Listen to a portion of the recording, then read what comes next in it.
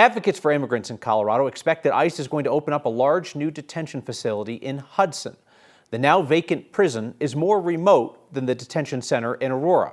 Our Angeline McCall looks at what that means for the people who could be held there. More than 30 miles northeast from Denver, a now closed correctional facility could become the next detention facility in Colorado. When you talk in distance, it is a little further than what we're used to. Advocates like Andrea Loya with Casa de Paz learned from ACLU documents that ICE is eyeing this facility in Hudson, out of use for more than a decade. It's definitely a different landscape. Loya says if it does open, there would be new challenges because of a rural versus urban area for the detainees they work with.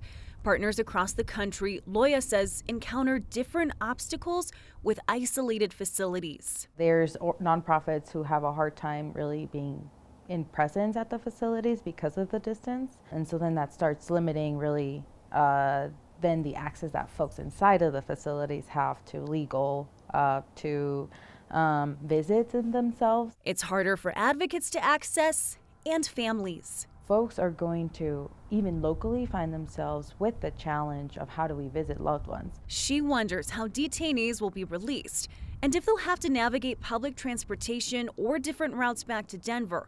Then there's the other question of accountability. I think a further facility, a facility in districts in which maybe we would not get as many folks actually going, in or trying to go in to oversee the facility. The overseeing of the facility is the biggest worry. With nonprofits and advocate organizations already stretched thin with increased immigration enforcement across the country, she says another facility would mean even less resources for those who are detained. That's definitely the biggest challenge, I think, for us is, I think the challenge that we'll always have is there's always going to be too much need for the amount of resources we have.